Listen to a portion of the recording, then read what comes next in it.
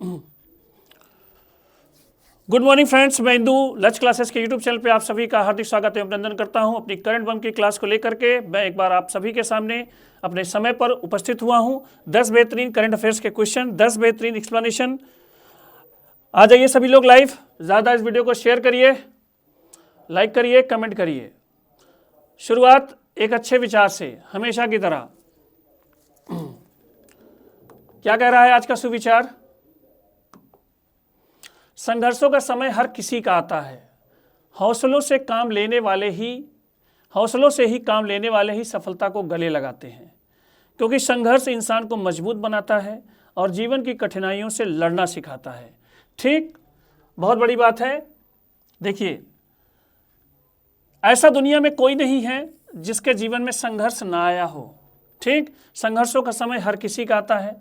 उस संघर्ष में यदि आपने हौसला बनाए रखा, हौसलों से काम करने वाले ही अगर हौसला बनाए रखा, तो आपको 100% क्या मिलेगी? सफलता मिलनी तय है। 100% सफलता मिलेगी।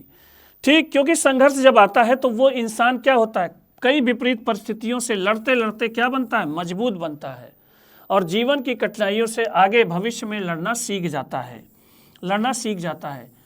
बहुत सारे लोग ऐसे हैं जो ये सोचते हैं कि हमारे जीवन में कठिनाई ना आए, लेकिन मेरा जो अनुभव है, बाकी जो आपको सीखने को मिलता है, वो आपको जब तक आपके जीवन में कठिनाई नहीं आएगी, जब तक आप सिस्टम से, समाज से, अपने आप से लड़ना नहीं सीखेंगे, तब तक आपकी इम्प्रूवमेंट नहीं होती है। और ये सत्य है। तो इस कठिनाई का, इन संघर्षों का स्वागत हमेशा करना चाहिए। इसको निगेटिव रूप से नहीं लेना चाहिए, क्योंकि ये आपकी जो है अच्छाई के लिए ऐसा हो रहा है। तो संघर्षों का समय सबके जीवन में आता है, लेकिन हौसले बना के रखना चाहिए, लड़ना चाहिए। इनसे बहुत कुछ सीखने को मिलता है। इसी के साथ आज हम पहले प्रश्न की ओर आगे बढ़ते हैं। पहला प्रश्न क्या कहता है? हाल ही में संयुक्त राष्ट्र सभ्यता गठबंधन, United nation association of culture की बैठक कहाँ हुई है? ठीक, रियाद, न्यूयॉर्क, कास्केस, फेज। तो ये संयुक्त राष्ट्र सभा का एक नई शाखा है। संयुक्त राष्ट्र संघ की एक नई शाखा है, जो इसको आप कह सकते हैं, ठीक, संयुक्त राष्ट्र की सभ्यता शाखा इसको कह सकते हैं। और इस सभ्यता शाखा की जो इसका नाम है संयुक्त राष्ट्र सभ्यता गठबंधन है, और इसका जन्म हुआ था वर्ष 2005 में। कब हुआ? वर्ष 2005 में। पूरे विश्व की, इसका उद्देश्य क्या है? पूरे विश्व की सभ्यता एवं संस्कृति को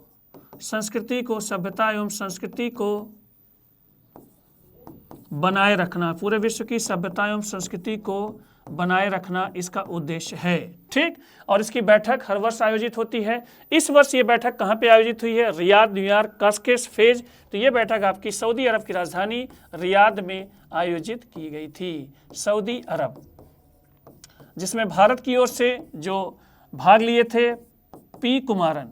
ठीक, पी कुमारन जी पूर्व विदेश सचिव हैं, ये भाग लिए थे भारत की तरफ से। तो इसका राइट आंसर है ऑप्शन नंबर ए, रियाद। बढ़ते हैं अगले क्वेश्चन की ओर।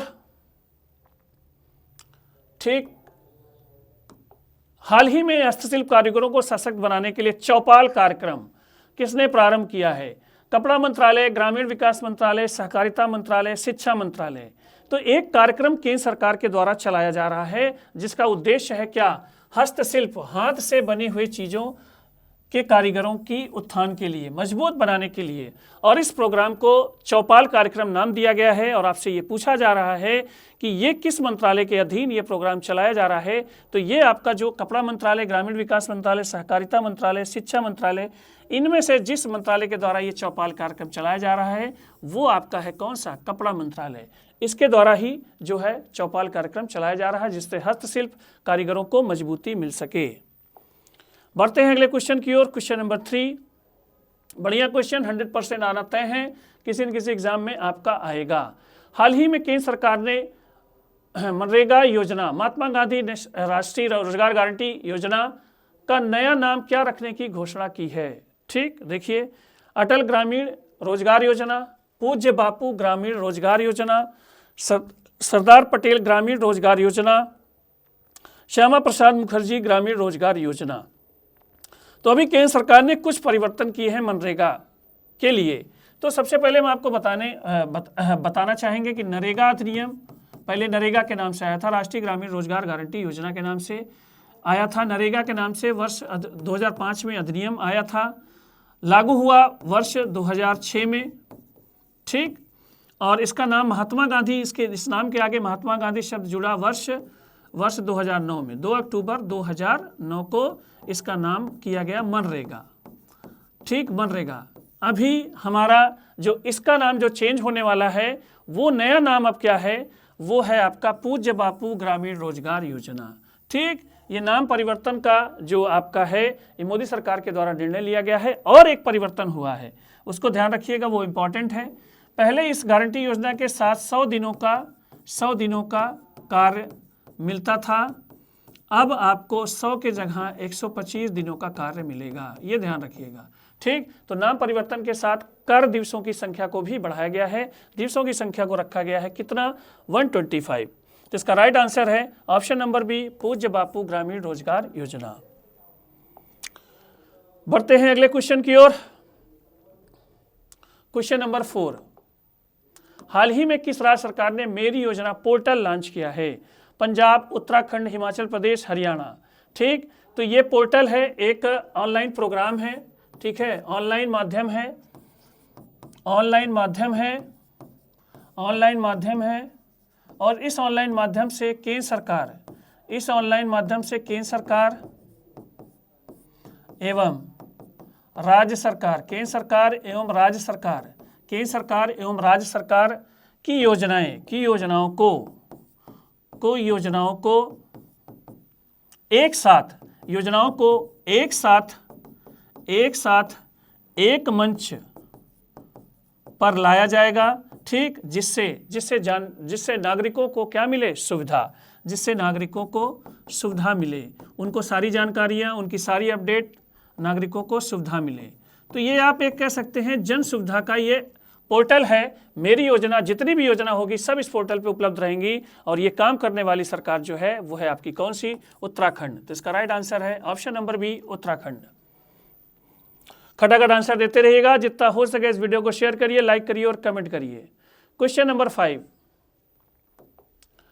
टाइम मैगजीन ने किस समूह को 2025 के लिए पर्सन ऑफ द ईयर नामित किया है? ठीक, टाइम मैगजीन, जिसको मैंने एक बार चर्चा की थी, विश्व की ये प्रतिष्ठित मैगजीन है जो हर वर्ष जो है एक व्यक्ति को, संस्था को, किसी भी चीज को पर्सन ऑफ द ईयर घोषित करती है। अब इनमें से ये आपको पूछा है कि ये किसको इस बार घोषित की है? वैश्विक जलवायु, क्वांटम कंप्यूटिंग शोधकर्ता, विश्व स्वास्थ्य संगठन, AI के वास्तुकार, इन चारों में से एक को इसने पर्सन ऑफ द ईयर, सबसे महत्वपूर्ण व्यक्ति, महत्वपूर्ण संस्था घोषित किया है। तो इसका जो राइट आंसर है वो है आपका AI के वास्तुकार, आर्टिफिशियल इंटेलिजेंस। इस वर्ष जो जिस चीज की धूम सब जगह मची रही वो थी आपकी कौन सी टेक्नोलॉजी? Artificial intelligence. और इनको बनाने वालों को AI के वास्तुकार कहा जाता है और इनको ही टाइम मैगजीन ने जो है वर्ष 2025 का पर्सन ऑफ द ईयर पुरस्कार दिया है। ठीक, तो राइट आंसर है ऑप्शन नंबर डी, AI के वास्तुकार। बढ़ते हैं अगले क्वेश्चन की ओर। क्वेश्चन नंबर 6, हाल ही में भारतीय सेना किसके सहयोग से संयुक्त एक्सरसाइज एकथा 2025 आयोजित की है?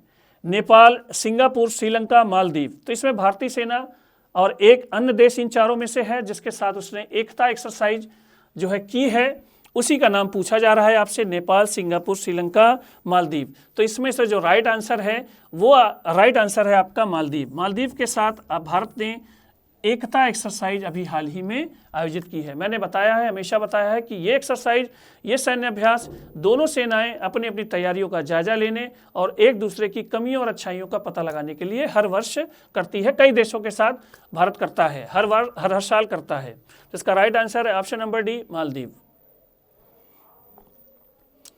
बढ़ते हैं क्वेश्चन नंबर 7 की ओर। हाल ही में चिली के राष्ट्रपति पद पर किसका निर्वाचन हुआ है? ठीक, चिली दक्षिण अमेरिकी देश, ठीक है, उस पर राष्ट्रपति चेंज हुए। उस देश के Antonio तजानी, Jose Antonio cast Andrzej बाविस, सर्जियो गोर। इन चारों में से चिली के नए राष्ट्रपति कौन बने हैं? वो हैं आपके Jose Antonio cast. Jose Antonio cast को जो है नया राष्ट्रपति चुना गया है। और ये किस देश के? चिली देश के। दक्षिण अमेरिका महाद्वीप का ये देश है, दक्षिण अमेरिकी देश। ठीक, इसके नए राष्ट्रपति चेंज हुए हैं। जब भी किसी भी देश के राष्ट्रपति या प्रधानमंत्री चेंज हो तो करंट अफेयर्स के दृष्टिकोण से उस चीज़ को भी आप ध्यान में रखिएगा, ये भी पूछता है आपसे। तो इसका राइट आंसर है option number B, Jose Antonio cast. खटाखट answer देते रहिएगा। क्वेश्चन नंबर 8, यूनेस्को से देखिए फिर क्वेश्चन आया। हाल ही में यूनेस्को से सभी राष्ट्रीय व्यंजनों के लिए मान्यता प्राप्त करने वाला दुनिया का पहला देश कौन सा बना है? ठीक, चीन, ब्रिटेन, इटली, थाईलैंड। ठीक, तो इस प्रश्न का क्या है मतलब कि यूनेस्को ने उस देश के सभी राष्ट्रीय व्यंजनों को मान्यता दी है और ये ऐसा मान्यता पाने वाला ये पहला देश है। ठीक, और इसमें से जो राइट आंसर है चीन, ब्रिटेन, इटली, थाईलैंड। तो ऐसा जो मान्यता राष्ट्रीय व्यंजनों को सभी मिली है और यूनेस्को से मिली है, तो वो देश आपका कौन सा है? इटली। इटली के जो है सभी राष्ट्रीय व्यंजनों को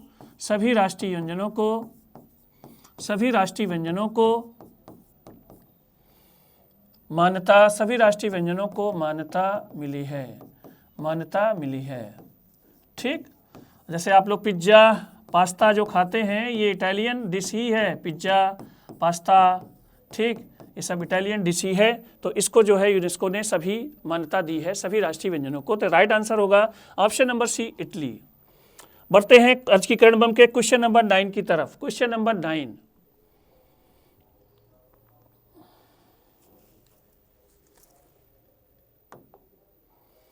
बढ़िया क्वेश्चन आएगा, पक्का आएगा। हाल ही में भारत की पहली वन्य जीव सुरक्षित सड़क कहाँ प्रारंभ हुई है? मध्य प्रदेश, उत्तर प्रदेश, महाराष्ट्र, गुजरात। तो पहले इस प्रश्न को समझिए। भारत की पहली वन्य जीव सुरक्षित सड़क, भारत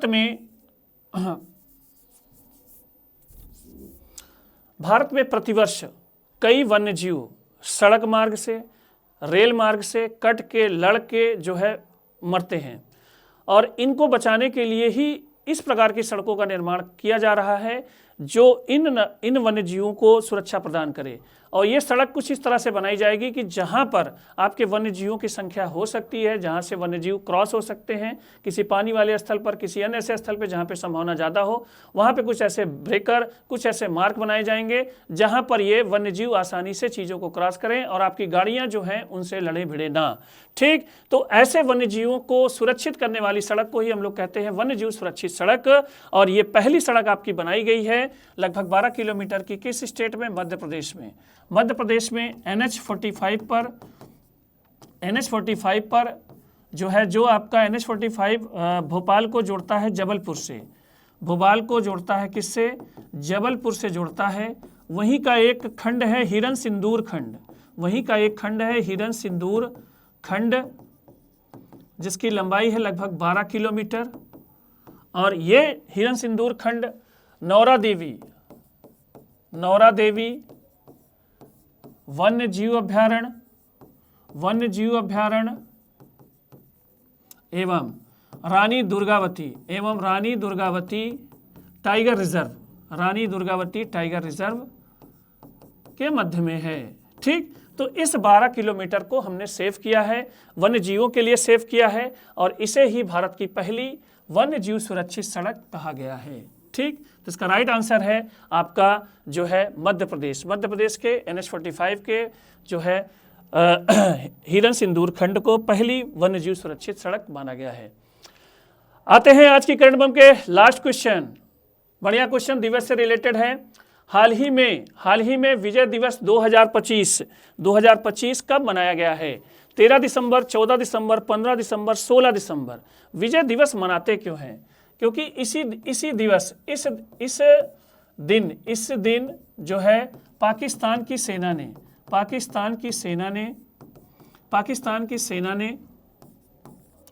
वर्ष 1971 में बांग्लादेश मुक्ति अभियान में मुक्ति अभियान में भारत की सेना के समक्ष, भारत की सेना के सामने समक्ष आत्मसमर्पण किया था। और इसी दिन को हम लोग कौन सा दिवस मनाते हैं? विजय दिवस। ठीक, और ये आपका जिस डेट को मनाया गया अभी हाल में 16 दिसंबर को हमने विजय दिवस के रूप में मनाया है। बांग्लादेश को इसी वर्ष 1971 में जो है आज़ादी मिली थी। तो ये थे दोस्तों आज की करंट बम के 10 प्रश्न। कैसे लगे आप जरूर शेयर करिएगा, जितना हो सके इस वीडियो को शेयर करिए, लाइक करिए और कमेंट करिए। आज के लिए ही इतना ही, धन्यवाद।